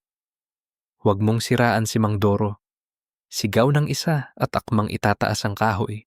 Ito, tingnan niyo ito. Itinaas ko ang cellphone ko at ipinakita ang text message ni Doro. Pinaboy niya ako, pinaboy niya ang pamilya ko, at ngayon iniwan niya kayo para harapin ang galit ng asawa ko. Ganyan ba ang boss na ipinagtatanggol niyo? Napahinto si Tonyo. Kinuha niya ang cellphone ko at binasa ang text. Nakita ko ang pagbabago sa kanyang mukha mula sa galit na palitan ito ng pagtataka at dahan-dahang naging pagkadismaya. Totoo ba ito? Tanong ni Tonyo. Sa tingin niyo ba, magsisinungaling pa ako sa kalagayan kong ito? Sagot ko. Wala na akong kahit ano. Nawala na ang asawa ko. Nawala na ang anak ko. Ano pa ang saysay ng pagsisinungaling ko? Ibinaba ni Tonyo ang hawak niyang bakal. Tumingin siya sa kanyang mga kasama. Umalis na tayo rito. Wala na tayong mapapala rito. Pero Tonyo ang boss natin. Wala tayong boss na manloloko. Sigaw ni Tonyo. Tumingin siya sa akin ng may halong awa at pandidiri. Magpasalamat ka, Salve, at hindi kami mga mamamatay tao. Pero tandaan mo ang ginawa mo sa asawa mo. Hinding-hindi mo na yan mabubura. Habang buhay mong dadalhin yang dumi na yan. Lumabas sila ng bahay. Naiwan akong muli sa katahimikan. Napaupo ako sa sahig, yakap ang aking mga tuhod. Tapos na ang gulo sa labas. Pero ang gulo sa loob ng puso ko ay kakasimula pa lang. Paano ako magpapatuloy? Paano ko babawiin ang pamilyang ako mismo ang nagtaboy? Tumayo ako at naglakad papunta sa banyo. Tumingin ako sa salamin. Ang nakita ko ay hindi na ang magandang si Salve na hinahangaan ng lahat. Ang nakita ko ay isang babaeng hungkag, isang babaeng nabulag ng pansamantalang init, at ngayon ay kailangang harapin ang napakalamig na gabi ng katotohanan. Sa ilalim ng lababo nakita ko ang isang bagay na nakalimutan ni Donald, ang kanyang wedding ring na hinubad niya bago siya umalis kanina. Kinuha ko ito at isinuot sa aking daliri kahit alam kong wala na itong saysay. Donald, patawarin mo ako. Bulong ko sa hangin. Ngunit alam ko ang tawag ng dagat ay mas malakas na ngayon kaysa sa tawag ng aking pagsisisi. Bukas muling sasampa si Donald sa barko. At sa pagkakataong ito wala na siyang asawang babalikan. Iniwan ako ni Donald, hindi lang dahil sa galit kundi dahil diring-diri siya sa bawat sulok ng balat ko na hinawakan ni Doro. Madilim ang buong kabahayan. Nakaupo ako sa malamig na sahig ng master bedroom, yakap ang aking mga tuhod habang nakatingin sa kawalan. Ang bawat patak ng ulan sa labas ay tila ba tumatama sa aking konsensya. Wala nang kuryente, wala nang ingay ng usapan. Wala nang halakhak ni Junjun. Ang tanging naririnig ko ay ang sarili kong mabilis na paghinga at ang nakabibinanging katahimikan ng isang gumuhong pangarap. Bakit, Salve? Bakit mo hinayaang mangyari ito? Bulong ko sa sarili ko habang hinahaplos ang suot kong wedding ring ang singsing na wala ng kahulugan. Pero hindi ko pa rin magawang hubarin. Biglang bumukas ang pinto sa ibaba. Kumaripas ako ng takbo. Umaasang baka bumalik si Donald. Baka natauhan siya. Baka naisip niyang hindi niya kayang mabuhay nang wala ako. Donald Hon, sigaw ko. Habang bumababa ng hagdan halos madulas sa dulas ng semento. Pero hindi si Donald ang bumungad sa akin. Si Aling Pacing bit-bit ang isang malaking karton. Kasama niya ang dalawang lalaking hindi ko kilala. Nay, anong ginagawa niyo rito? Tanong ko pilit na pinapatatag ang aking boses. Huwag mo akong matawag-tawag na Nay Salve. Wala na akong manugang na katulad mo. Matigas na sagot ni Aling Pacing. Itinuro niya ang mga gamit sa sala. Kunin niyo lahat ng gamit ni Donald. Pati ang mga regalo niya sa babaeng ito kunin niyo. Wala siyang karapatang magtamasa ng kahit anong galing sa pawis ng anak ko. Naipakiusap gabi na saan ako pupunta. Kung kukunin niyo ang lahat, pagmamakaawa ko, wala akong pakialam kung matulog ka sa kalsada. Ang bahay na ito nakapangalan kay Donald. At dahil sa ginawa mo, hindi ka na welcome dito. Sabi ni Aling Pasing habang pinapanood ang mga lalaking naglalabas ng aming telebisyon at mga sofa. Sabi ni Donald sa kanya sasama si Junjun at bukas na bukas din kakausapin niya ang abogado para sa annulment. Isinusuka ka na ng pamilya namin, Salve, na nagkamali ako alam ko. Pero tao lang din ako, nagkukulang nangungulila. Sigaw ko pilit na humaharang sa pinto. Nangungulila. Lahat ng asawa ng seaman ay nangungulila, Salve. Pero hindi lahat ay nagbubukas ng binti sa unang lalaking magpakita ng interes sa kanila. Isang malakas na sampal ang dumapo sa pisngi ko. Napasandal ako sa pader ang hapdi ng palad ni Aling. Patching ay hindi kumulang sa hapdi ng katotohanan sa kanyang mga salita. Ang dumi mo, Salve. Ang dumi-dumi mo. Nang makaalis sila, naiwan akong nakaupo sa gitna ng sala na wala ng laman. Tanging ang mga sako ng semento at mga kahoy na balak naming gawing cabinet ang natira. Ang bahay na pangarap naming maging palasyo ngayon ay mukhang isang malaking kulungan. Kinuha ko ang aking cellphone. Sinubukan kong tawagan si Junjun. Ring, ring, ring. Hello Junjun, anak, si mama ito. Sabi ko nang sa wakas ay sagutin niya ang tawag. Bakit ka pa tumatawag, ma? Malamig na boses ni Junjun ang narinig ko. Ramdam ko ang galit sa bawat pantig ng kanyang boses. Anak, pakiusap-kausapin mo si papa mo.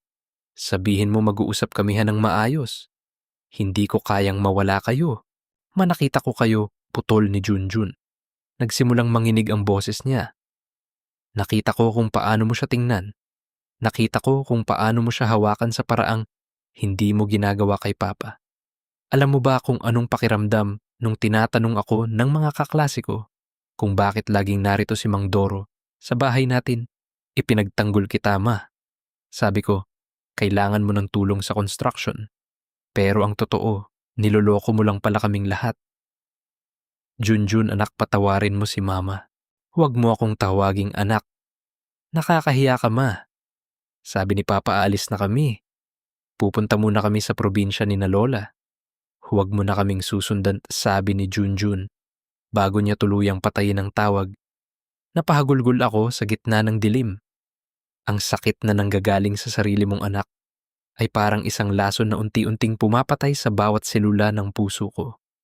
Maya-maya, narinig ko ang katok sa pinto. Si Belen. Salve Diyos ko, anong nangyari rito? Bakit wala ng gamit? Tanong ni Belen habang lumalapit sa akin at niyayakap ako. Belen, wala na. Iniwan na nila ako. Kinuha ni Aling, Pacing lahat. Hikbi ko sa balikat ng aking kaibigan. Sinasabi ko na sa iyo, Salve. Delikado yung ginagawa niyo ni Doro.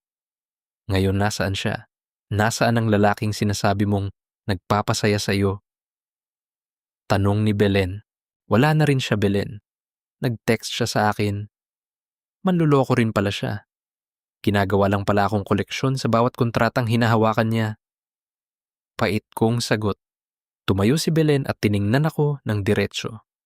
Makinig ka sa akin, Salve. Hindi pa katapusan ng mundo. Oo, nagkamali ka. Malaking pagkakamali. Pero hindi ka pwedeng manatili rito at mabulok sa pagsisisi. Kailangan mong tumayo. Paano ako tatayo kung wala na ang pamilya ko? Sila ang buhay ko, Belen. Kung sila ang buhay mo, bakit mo sila ipinagpalit sa isang panandaliang init? Diretsyong tanong ni Belen. Natahimik ako. Salve, kailangan mong harapin ang karma mo. Pero kailangan mo ring patunayan na nagsisisi ka. Hindi mo sila mababawi sa pag-iyak lang sa sahig na ito. Anong gagawin ko? Sa ngayon mag-impake ka. Hindi ka na pwedeng manatili sa bahay na ito. Ang sabi ng mga kapitbahay, balak itong ipasequester ni Donald o ibenta. Umalis ka na bago ka pakalad ka rin ng mga pulis o ng mga kamag-anak niya. Habang nag-iimpake ako ng aking mga damit, nakita ko ang isang liham sa ilalim ng aming kama. Isang sulat mula kay Donald na hindi ko pa nabubuksan. Petsa nito ay noong nakaraang buwan. Salvehon, malapit na akong umuwi. May sorpresa ako sa iyo. Nag-ipon ako ng extra para sa ating ika-15 anniversary. Balak ko sanang dalhin kayo ni Junjun sa Hong Kong para makapagbakasyon tayo. Gusto kong bumawi sa lahat ng oras na wala ako diyan. Mahal na mahal ko kayo. Nabitawan ko ang sulat. Ang sorpresang sinasabi niya ay ang pag-uwi niya ng maaga, ang pag-uwing naging simula ng aming pagkawasak. Ang pagmamahal na inakala kong kulang ay higit pa pala sa sapat. Ako lang ang naging bulag. Ako lang ang naging gahaman. Sa labas narinig ko ang huni ng sasakyan, isang taxi. Handa ka na ba? Tanong ni Belen. Tumingin ako sa huling pagkakataon sa master bedroom. Ang bintana kung saan kami laging tumatayo ni Doro para pagmasdan ng buwan ngayon ay tila isang butas na madilim. Ang bawat pader na itinayo sa pangarap ngayon ay mga saksi sa aking kahihiyan. Lumabas ako ng bahay, dala ang isang maleta. Paghakbang ko sa labas ng gate, nakita ko ang mga kapitbahay na nakatingin sa akin. May mga bumubulong, may mga umiiling, may mga matang puno ng pandidiri. Doon ko naramdaman ang tunay na bigat ng aking kasalanan.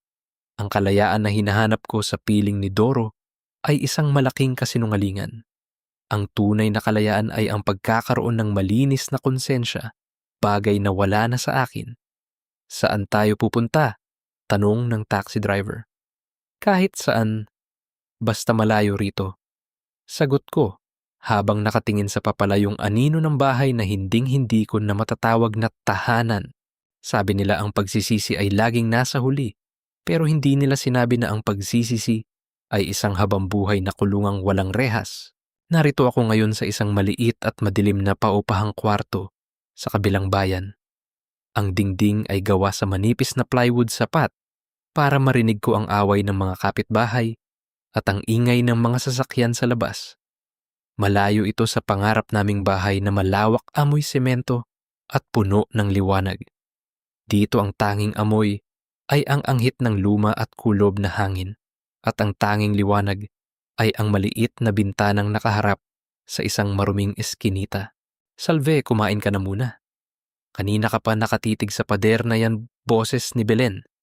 Inilapag niya ang isang supot ng pandesal at kape sa ibabaw ng maliit na mesa. Hindi ako gutom, Belen. Ang bawat lunok ko parang may bumabara sa lalamunan ko. Sagot ko nang hindi lumilingon.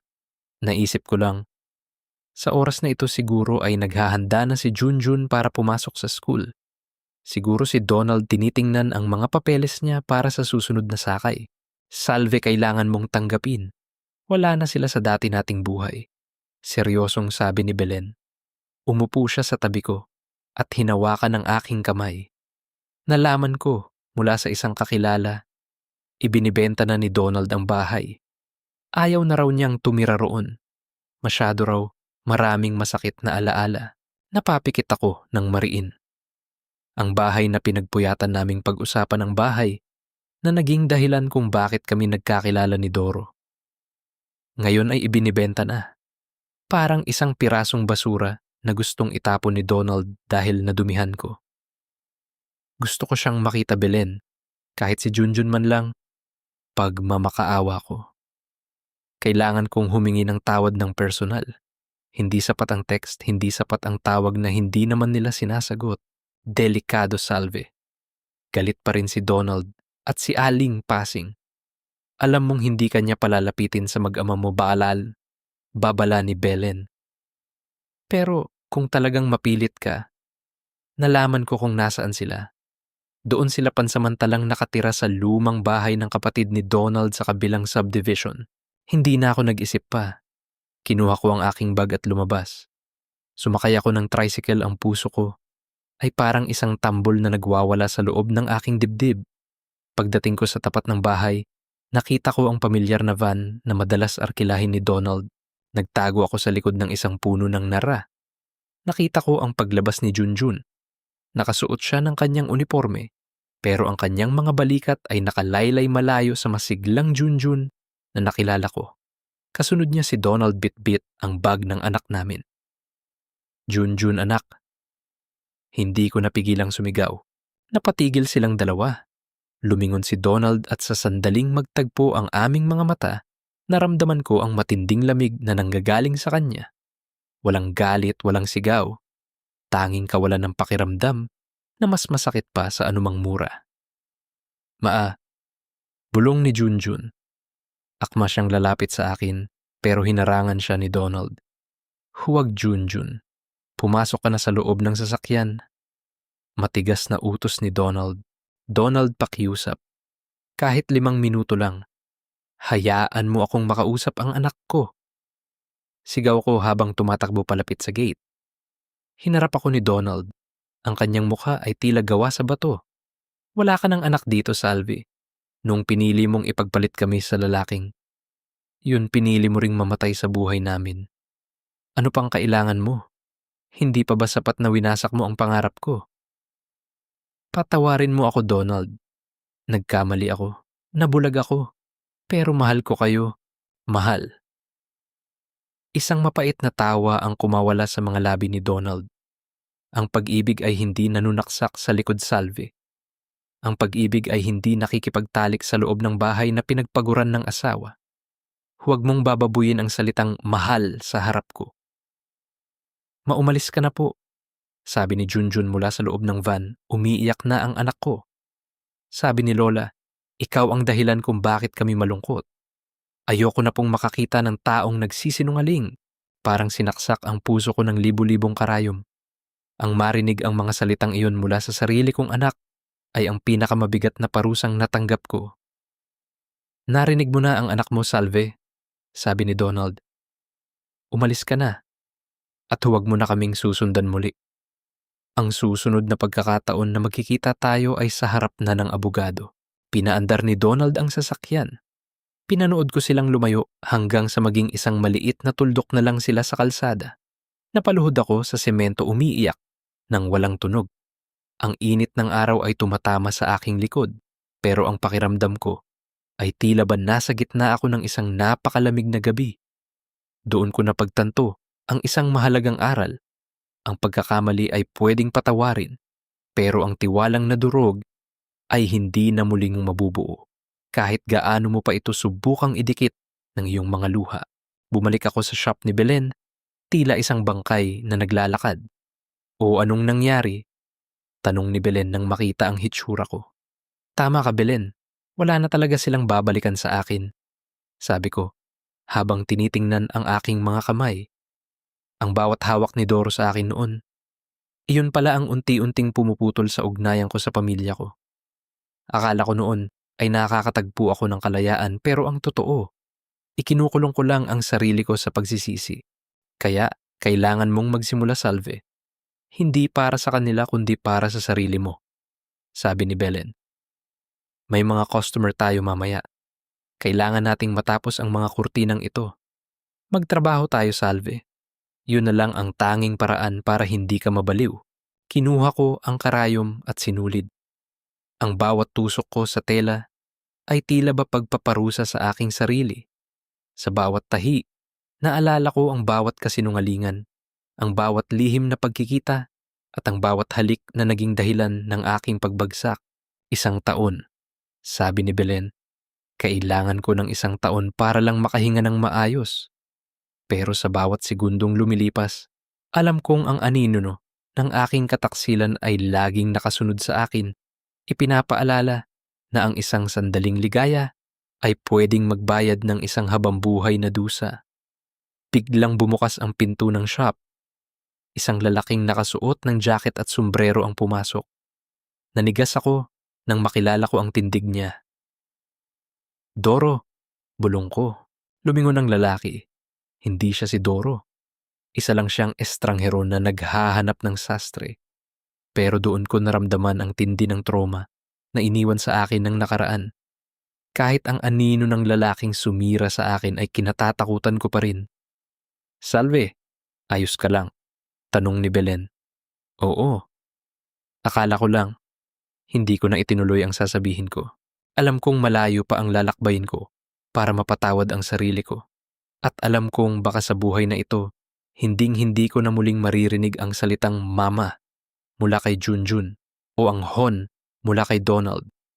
Ito ang presyo ng aking piniling daan. 100 puno ng tinik kung saan ang bawat hakbang ay paalala ng aking kawalan ng dangal. 1 pirasong papel lang ito. Pero ito ang tumapos sa 15 taon ng buhay ko. Bilang asawa at ina, hawak ko ang puting sobrang iniwanan ng isang lalaking nakabaroong kanina sa shop ni Belen. Petition for annulment. 4 na salita na tila ang mga pako na unti-unting ibinabaon sa aking dibdib. Binasa ko ang mga grounds na nakasulat: infidelity, psychological incapacity. Ang bawat salita ay parang sampal na paulit-ulit na nagpapaalala sa akin kung gaano ako naging marumi sa paningin ng lalaking pinakamahal ko. Salve, huwag mo na sigurong basahin ang kabuuan niyan. Alam mo naman kung anong nakasulat. Mahinang sabi ni Belen habang itinitigil ang kanyang pananahi. Kailangan ko itong basahin, Belen. Sagot ko pilit na pinapatatag ang aking boses kahit nanginginig ang aking mga kamay. Gusto kong makita kung paano ako inilarawan ni Donald sa harap ng abogado. Gusto kong makita kung gaano kababa ang tingin niya sa akin ngayon. Tumingin ako sa dokumento. Nakasulat doon ang mga detalye, ang mga gabi ng pagtataksil, ang butones.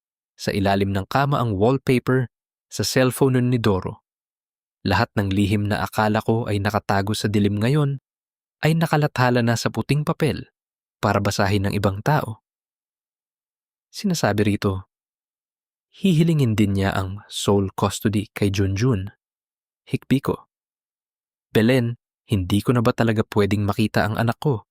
Kahit man lang sa malayo, hayaan mo muna silang huminga, salve. Ang galit kapag sariwa pa, parang apoy yan kapag nilapitan mo. Mapapasok ka lang. Payo ni Belen.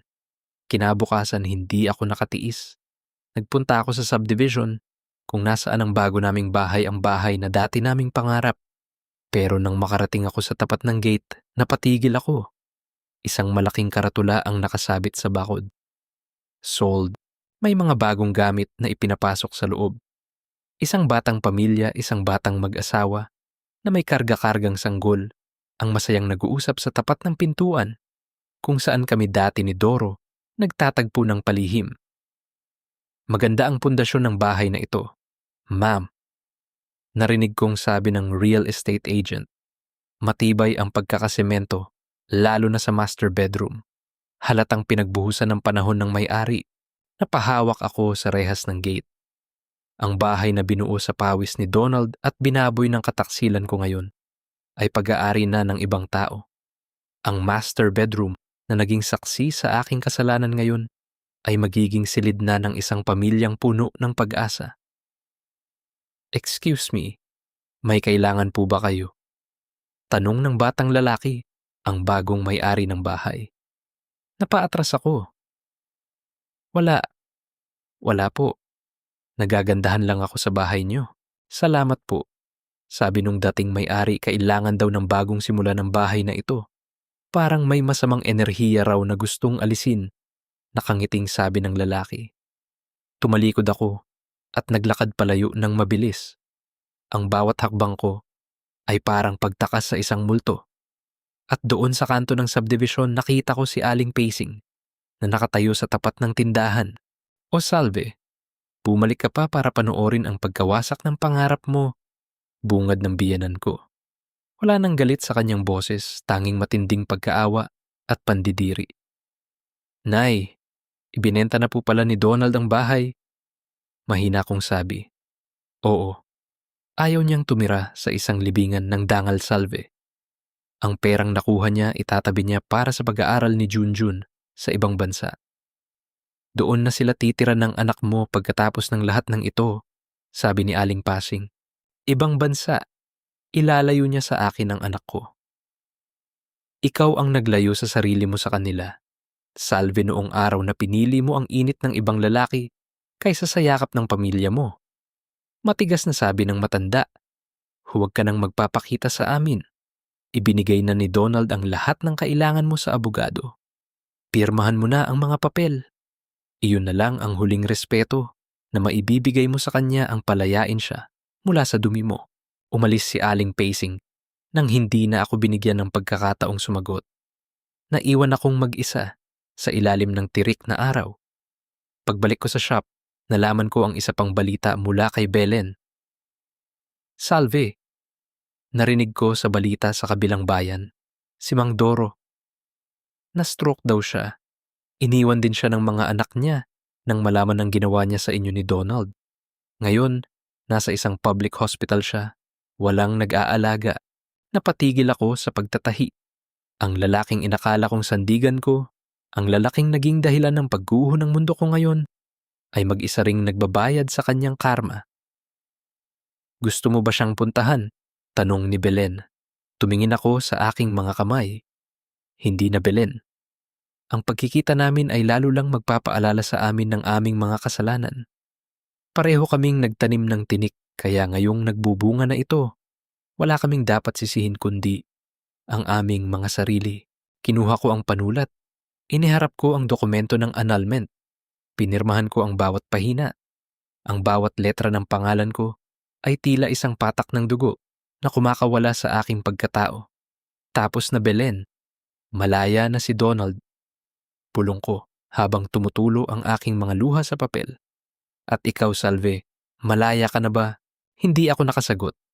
Dahil alam ko ang tunay na kulungan ay hindi ang bahay na nawala sa akin, kundi ang alaala ng kataksilang hinding-hindi ko na mababura kahit gaano ko pa itong hugasan ng aking mga luha sa natitirang mga taon ng aking buhay. Sa huling pagkakataon nakita ko ang mag-ama ko, hindi para yakapin o hagkan, kundi para panoorin silang lumayo sa buhay na ako mismo ang nagpasyang wasakin. Nakatayo ako sa likod ng isang malaking poste dito sa departure area ng airport. Suot ko ang isang malaking salamin at scarf, pilit na itinatago ang mukha, na dati ay ipinagmamalaki ni Donald sa lahat. Pero kahit gaano ko pa itago ang sarili ko, hindi ko maitatago ang hapdi sa dibdib ko habang nakikita ko si Junjun na hila-hila ang kanyang maleta. Maayos na ba ang lahat ng papers mo, Junjun?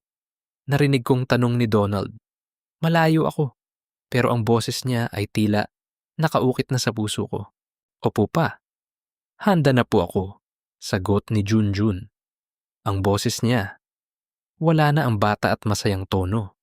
Ngayon parang isang matanda na rin siyang magsalita, seryoso, matigas, at puno ng karanasan sa sakit na hindi naman dapat niya dinanas sa edad na 15. Salve, tama na. Huwag mo nang saktan ang sarili mo. Pulong ni Belen sa tabi ko. Hinawakan niya ang siko ko, pilit akong hinihila palayo. Nakita mo na sila. Alam mong ligtas sila. Hayaan mo na silang magsimula nang wala ang anino mo. Belen, tingnan mo si Donald, hikbi ko, habang nakatitig sa likod ng asawa ko. Ni hindi siya lumingon sa paligid. Alam niyang nandito ako. Nararamdaman niya ako. Pero pinipili niyang huwag akong makita dahil para sa kanya isa na lang akong masamang panaginip dahil yun ang kailangan niya para makalimot, Salve. Seryosong sagot ni Belen. Ang bawat pagpapakita mo sa kanya ay parang pagbubukas ng sugat na pilit niyang pinapatuyo. Kung mahal mo talaga sila, ibigay mo na. Ang huling hiling niya ang katahimikan. Pinanood ko silang maglakad papasok sa boarding gate. Bago tuluyang pumasok, lumingon si Junjun sa direksyon ko. Sa isang segundo, nagtagpo ang aming mga mata. Hindi ko alam kung nakita niya ako sa likod ng poste pero tumigil siya. Nakita ko ang paggalaw ng kanyang mga labi. Hindi ko narinig pero alam ko ang sinabi niya, "Goodbye, ma." Hindi, "I love you." Hindi patawad, kundi isang paalam na wala nang balikan. Nang tuluyan na silang mawala sa paningin ko, napaupo ako sa sahig ng airport. Binaliwala ko ang mga taong nakatingin sa akin. Ang sakit ay hindi na lang basta emosyon. Ito ay pisikal na hapdi na tila ba binubutas ang bawat bahagi ng pagkatao ko. Pag-uwi ko sa maliit kong paupahan, nakita ko ang isang balita sa diaryong ginagamit kong sapin sa mesa. Isang maliit na balita sa dulo ng pahina, construction foreman, natagpo ang patay sa isang pampublikong ospital, si Mang Doro. Namatay siyang mag-isa. Walang pamilyang dumamay, walang kaibigang umiyak, at walang dangal na iniwan. Ang lalaking inakala naming pareho na magbibigay sa amin ng kulay sa aming madidilim na gabi ay natapos ang buhay sa isang napakadilim na sulok ng mundo. Doon ko napagtanto ang malupit na katotohanan ng tradisyon ng kasalanan. Akala namin noon ay kaming dalawa lang, ang nasisiyahan na kaming dalawa lang ang may hawak ng aming kapalaran. Pero ang totoo, ang bawat halik namin ay parang isang lason na idinamay ang lahat ng taong nakapaligid sa amin.